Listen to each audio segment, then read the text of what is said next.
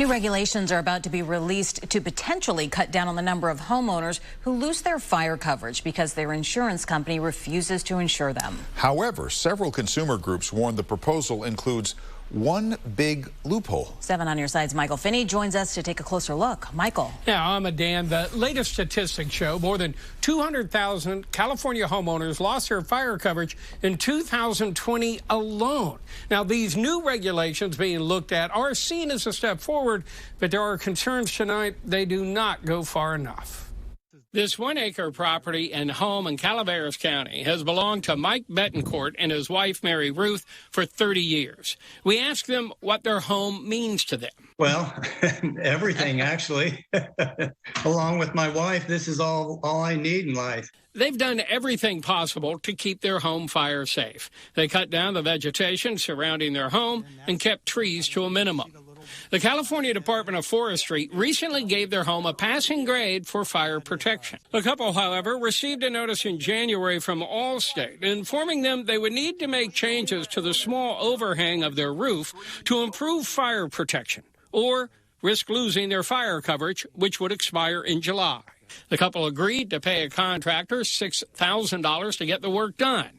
However, before the work could even begin, they received bad news in May. Allstate ruled their area posed an extreme fire danger and decided not to renew the Betancourt's coverage. It was devastating. It was like, this is the last straw. This is ridiculous. Never had a claim. Yeah.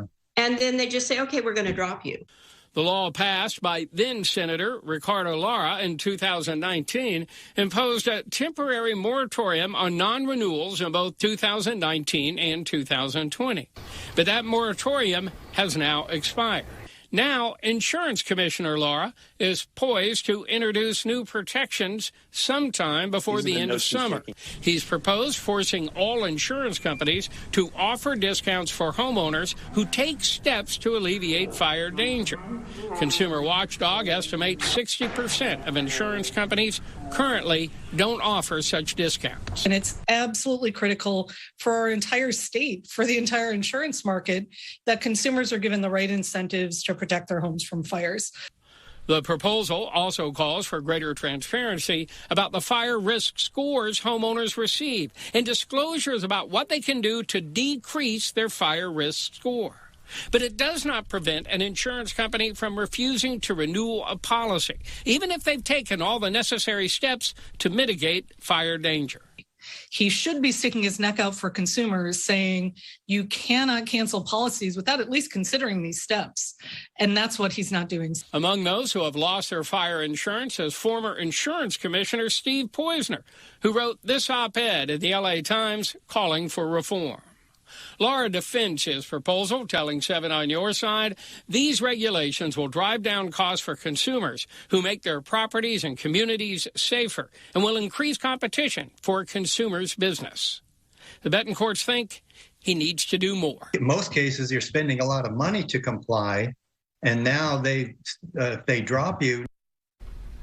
Insurance Commissioner Lara's office tells us that the regulations could go into effect by the end of the summer. Dan, this is so important. We're keeping very close track of this, and we'll report back. Yeah, absolutely. Vitally important and frightening for a homeowner to lose their insurance in this wildfire-prone area. Thanks, Michael, very much.